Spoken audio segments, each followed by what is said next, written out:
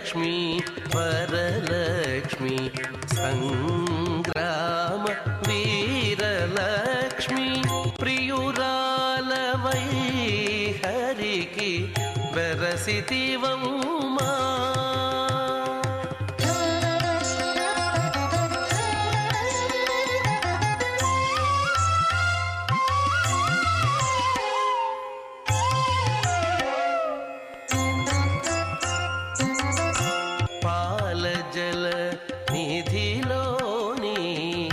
పసనైన మీగడ మేలిమి తామెరలోని మించువాసన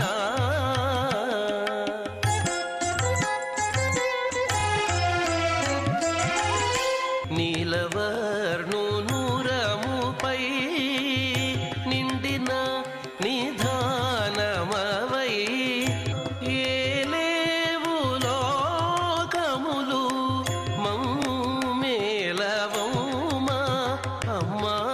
జయలక్ష్మి వరలక్ష్మి సంగ్రామ వీరలక్ష్మి ప్రియురాలవై హరికి బెరసితివమ్మా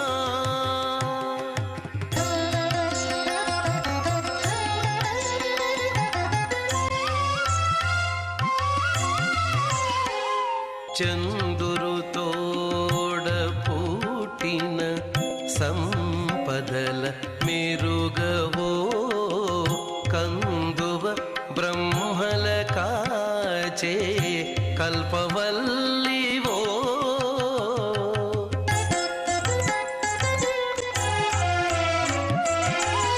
అందిన గోవిందునికి అండనే తోడు నీడై ఉందానవు మా ఇంటనే ఉండవమ్మా అమ్మా జయలక్ష్మి వరలక్ష్మి సంగ్రామ వీరలక్ష్మి ప్రియురాలవై హరికి బెరసితివమ్మా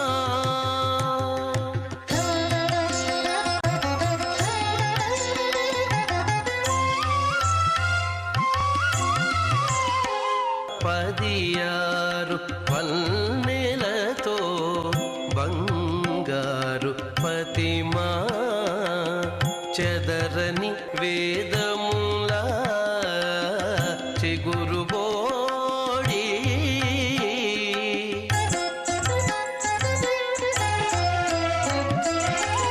ఎదుట శ్రీ వెంకటేశు నిల్లాలవై నీవు నిధుల నిలిచే తల్లి నీవారమౌమా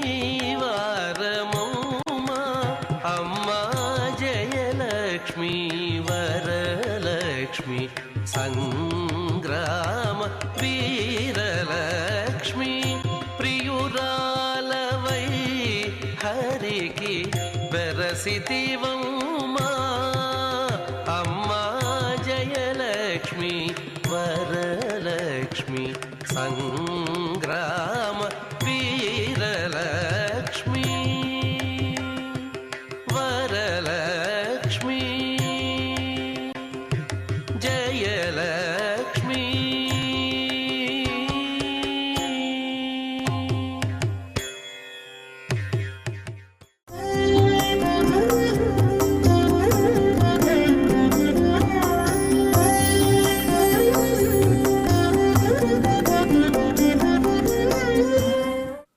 చరాచరస్య జగతః కర్తా త్వమసి మాధవ త్వదన్యో నాస్తి మే కర్తా కర్మ జాయేత మే కథం యన్యూనం మమ కర్మాస్తి తత్సర్వం కారితం త్వయా తవైవ సకలం కర్మ ఫలం చాస్తు హరే తవ. అత్యంత పవిత్రమైనటువంటి ఈ భాద్రపద మాసంలో శుభోదయ వేళలో దేవదేవుడైనటువంటి శ్రీమన్నారాయణుణ్ణి, కలియుగ ప్రత్యక్ష దైవమైనటువంటి శ్రీ వెంకటేశ్వర స్వామి వారిని పరిపరి విధాలుగా శరణాగతి చేస్తూ ఉత్తమమైన ఈ భాద్రపద మాస శుభోదయ సమయాన్ని మనం చరితార్థం చేసుకుంటూ ఉన్నాం. ఈ భాద్రపద మాసంలో మనందరి యొక్క ప్రధానమైనటువంటి కర్తవ్యం గోవిందుడి యొక్క ఆరాధన.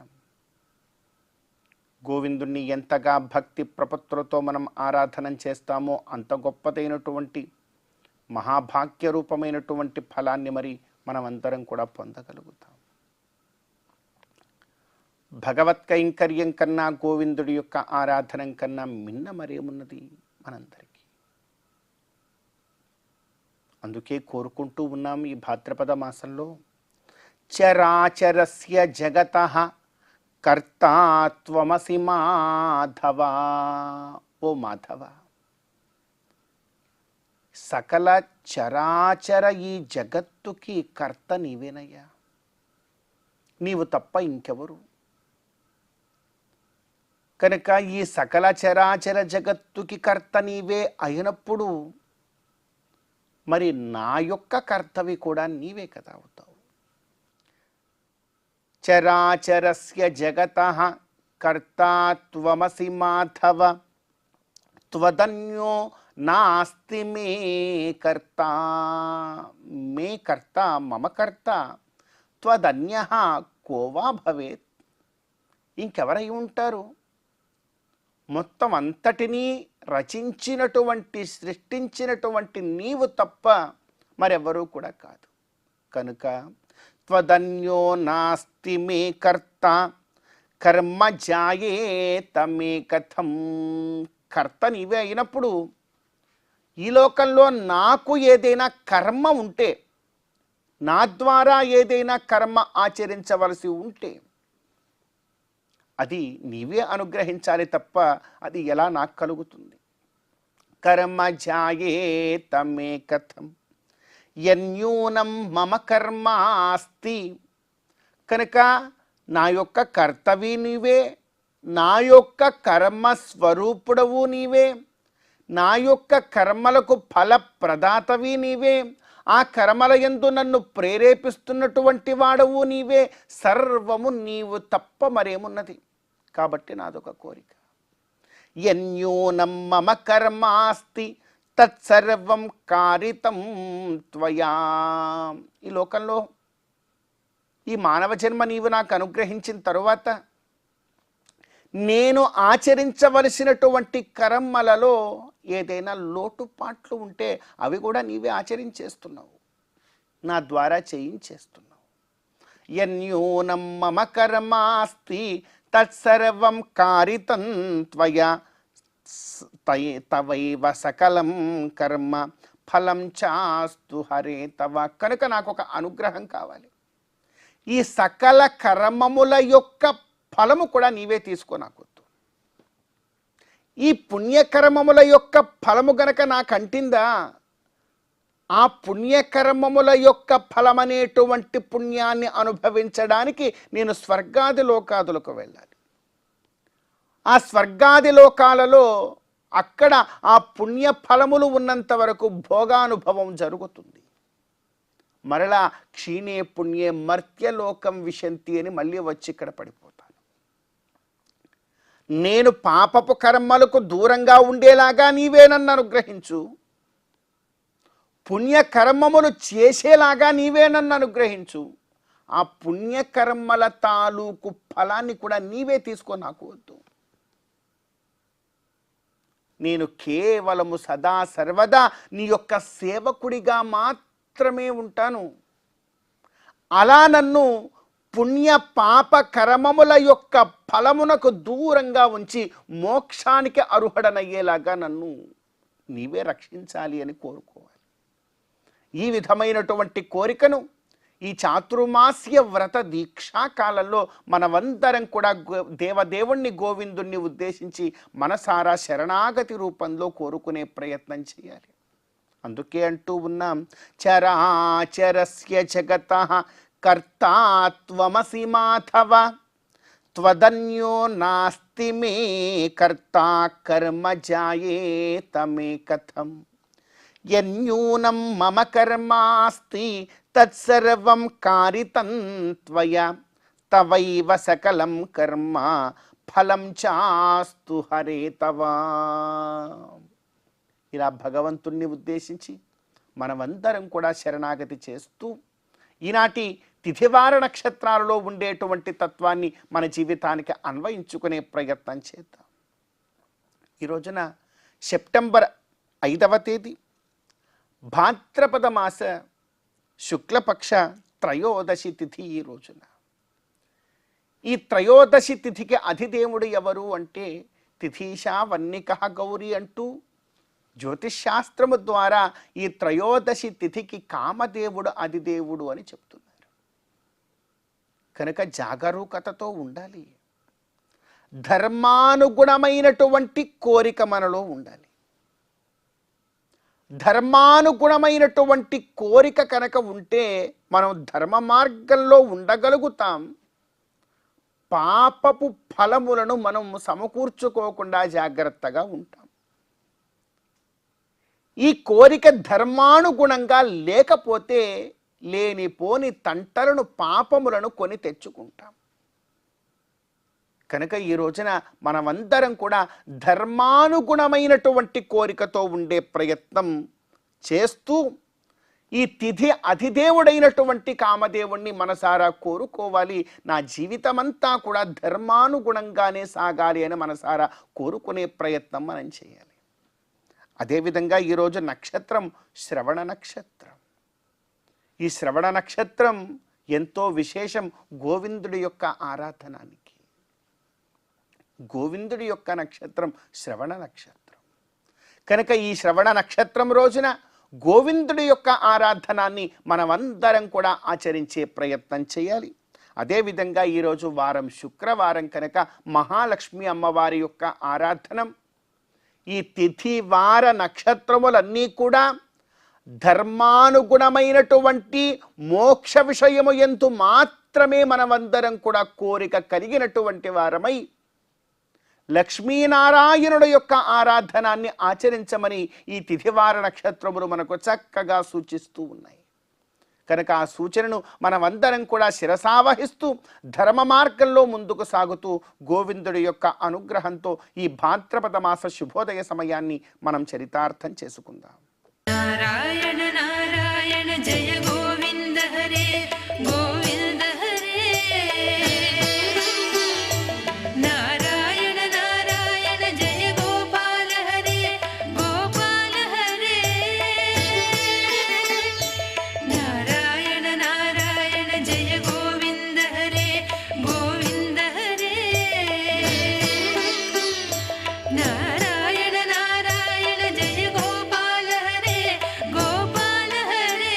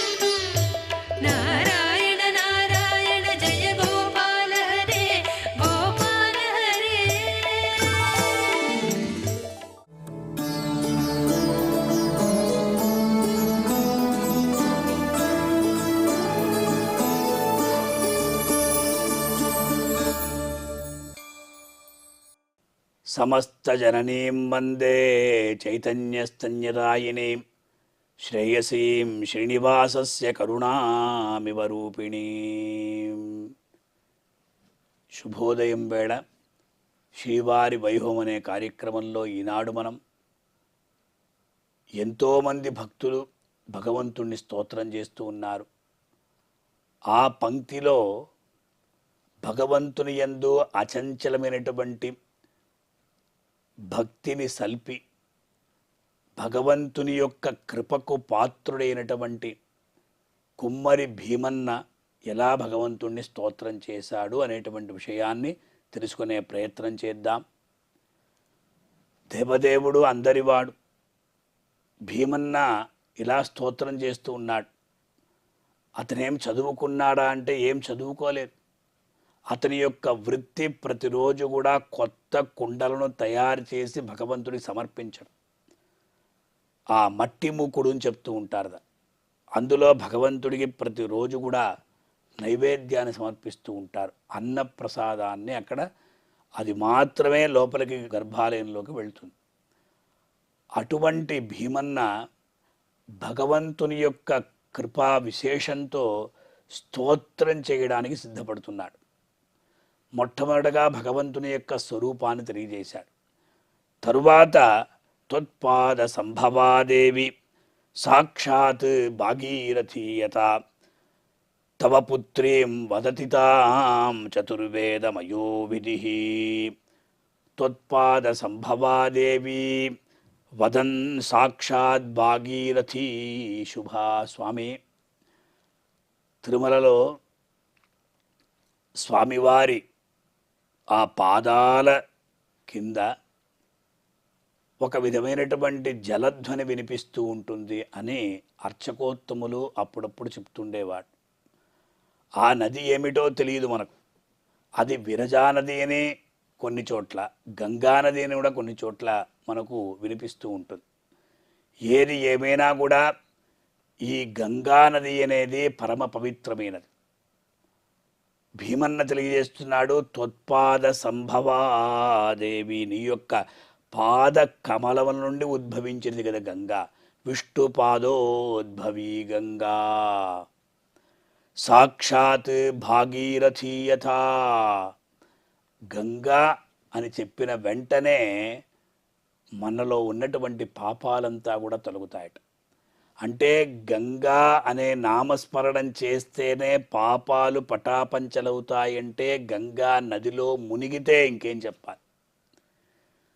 గంగే చ యమునే చైవ గోదావరి సరస్వతి నర్మదే సింధు కావేరి జలేస్మిన్ సన్నిధిం కురు అని కదా మనం ప్రతిరోజు స్నానం చేసే ముందర సమస్త నదుల యొక్క పేర్లంతా కూడా స్మరిస్తూ ఆ నదిలో స్నానం చేస్తున్నట్టు భావించి మన యొక్క ఆ పాపాలంతా పోగొట్టుకుంటున్నాం. భాగీరథి అన్నాడు. ఏమిటి భాగీరథి? గంగా అనే శబ్దానికి ఏమర్థం? గమయతి ప్రాపయతి జ్ఞాపయతి వా భగవతః పదం యా శక్తి సా గంగా. అంటే భగవంతుడి యొక్క పదములకు, భగవంతుని యొక్క పాదములకు చేర్చున్నది గంగ. గంగలో మునిగితే చాలు అని చెప్తూ ఉంటారు. గంగలో మరణిస్తే చాలు మనకు విష్ణు సాయుధ్యం దొరుకుతుంది అని మనకు పురాణాలు తెలియజేస్తున్నాయి. అందువల్ల గమయతి ప్రాపయతి జ్ఞాపయతివా అని చెప్తున్నప్పుడు మనల్ని మంచి మార్గంలో నడిపిస్తుంది. అది మాత్రం కాదు, భగవతః పదం, భగవంతుని యొక్క పాదపద్మాలకు చేరుస్తూ ఉంటుంది. వినా స్నానేన గంగాయాన్ నృణాం జన్మ నిరర్థకం. ఏ నరుడైతే ఈ భూలోకంలో పుట్టి ఆ గంగానదిలో స్నానం చేయకపోతే అతడి యొక్క జన్మ నిరర్థకం. స్తోత్రాల ద్వారా మనకు కలిగేటువంటి ప్రయోజనం ఏమిటి అంటే మన యొక్క జీవన విధానాన్ని మనం మార్చుకోవాలి. భగవంతుని యందు భక్తిని సల్పాలి. అదే ప్రకారం పుణ్యతీర్థాల్లో స్నానం చేయాలి. ఈ ప్రకారంగా కుమ్మరి భీమన్న ఇక్కడ భాగీరథీ శుభ అన్నాడు. ఆ జహ్నుతనయ అని పేరు, భాగీరథి పేరు, గంగా అని పేరు, విష్ణుపాదో ఎన్నో పేర్లున్నాయి. ఈ భాగీరథి అని చెప్పినప్పుడు భగీరథుడు అనేటువంటి రాజు సగర చక్రవర్తుల యొక్క కుమారులు కపిల మహర్షి ద్వారా శాపాన్ని పొంది ఎప్పుడైతే వాళ్ళందరూ కూడా ఆ భస్మీభూతులయ్యారో ఆ సమయంలో వాళ్ళకి సద్గతి పొందాలనే ఉద్దేశ్యంతో భగీరథ మహారాజు తమ యొక్క పూర్వులందరూ కూడా మోక్షాన్ని పొందాలనే ఉద్దేశ్యంతో తపస్సు చేసి తరువాత ఆ మహేశ్వరుని ప్రార్థించి పైనుంచి దుమికేటువంటి గంగ అలా కిందకి ఆ భూమాదేవిని చేస్తే ఏమవుతుందో అని చెప్పి ఆ శివుని యొక్క జటాజూటంలో ఆ గంగను అతను పెట్టుకున్నాడు. ఈ ప్రకారంగా గంగా నది మనకు భూలోకానికి వచ్చింది. అటువంటి ఆ గంగా నదిలో మనం స్నానం చేయాలి. తర్వాత సకల చక్రవర్తుల కుమారులకి కూడా సద్గతి కలిగింది అని మనకు పురాణం తెలియజేస్తుంది. కనుక ఇలా విష్ణుపాదోద్భవి గంగా అయినటువంటి తవ పుత్రీం వదతి తాం స్వామి, నీ యొక్క పుత్రిగా కూడా ఈ పురాణాలు తెలియజేస్తున్నాయి. ముఖ్యంగా చతుర్వేదమయో విధి, చతుర్వేదమయ విధి అన్నప్పుడు 4 వేదాల్ని కూడా భగవంతుడు బ్రహ్మదేవుడికి ఉపదేశించాడు. అందువల్ల చతుర్ముఖ బ్రహ్మ అని చెప్తూ ఉంటా. ఆ చతుర్ముఖ బ్రహ్మకు ఋగ్వేదం, యజుర్వేదం, సామవేదం, అథర్వణ వేదం అనేటువంటి 4 వేదాల్ని ముఖములుగా కలవాడు అని మనకు పురాణాలు తెలియజేస్తూ ఉంటాయి. ఈ ప్రకారంగా ఆ బ్రహ్మదేవుడు ఎలాగైతే మనకు ఈ వేదాల ద్వారా వేదాలలో చెప్పబడిన రీతిగా సృష్టిని చేస్తూ ఉన్నాడు. వేదాహ మమ చక్షుహు అన్నాడు. ఆ వేదములే నా యొక్క చక్షుస్సులు అన్నాడు బ్రహ్మదేవుడు. అటువంటి వేదాలు ఎప్పుడైతే అసురుని ద్వారా అపహరించబడినదో ఆ సందర్భంలో దేవదేవుడు ఒక అవతారాన్ని స్వీకరించి, మత్స్యావతారాన్ని స్వీకరించి ఆ అసురుణ్ణి సంహరించి ఆ వేదాలని తిరిగి బ్రహ్మదేవుడికి అప్పగించాడు. అంటే సృష్టి చెయ్యాలంటే వేదముల పక్కన ఉండాలి. అవే ప్రకాశము. వేదం లేకుండా ఏమీ జరగదు. అందువల్ల ఏ శాస్త్రాలున్నా కూడా, ఏ పురాణాలున్నా కూడా అది వేద అవిరుద్ధంగా ఉండాలి. వేదాలలో చెప్పబడిన రీతిగానే ఉండాలి, కానీ వేదాలలో చెప్పబడిన విషయాల్ని చెప్పకూడదు. వేదాలకు విరుద్ధమైనటువంటి విషయాల్ని చెప్పకూడదు. అందువల్ల బ్రహ్మదేవుడు కాపాడుతూ ఉన్నాడు. భగవంతుని యొక్క ఉచ్ఛ్వాస నిశ్వాస భూతమైనటువంటి వేదాల ద్వారా బ్రహ్మదేవుడు సృష్టిని చేస్తున్నాడు అనేటువంటి సత్యాన్ని తెలియజేస్తున్నాడు ఇక్కడ. ఇలా త్వత్పాద సంభవా దేవి సాక్షాత్ భాగీరథీ శుభ తవ పుత్రీం వదతి తాం చతుర్వేదమయో విధి. భగవంతుడి యొక్క పుత్రి అంటే మనమందరం కూడా భగవంతునికి పుత్రులమే. అందువల్ల త్వమేవ మాతాజ పితా త్వమేవ, త్వమేవ బంధుశ్చ సఖా త్వమేవ, త్వమేవ విద్యా ద్రవిణం త్వమేవ, త్వమేవ సర్వం మమ దేవదేవ అని కదా ప్రార్థిస్తూ ఉంటారు. ఈ ప్రకారంగా ఆ కురువరతి నంబి కుమ్మరి భీమన్న భగవంతుణ్ణి ఇలా ప్రార్థించి భగవంతుని యొక్క అనుగ్రహాన్ని పొందిన రీతిగా మనం కూడా భగవంతుణ్ణి స్తుతించి ఆ శ్రీ వెంకటేశుని యొక్క కృపకు పాత్రులవుతాం. ఓం నమో వెంకటేశాయ.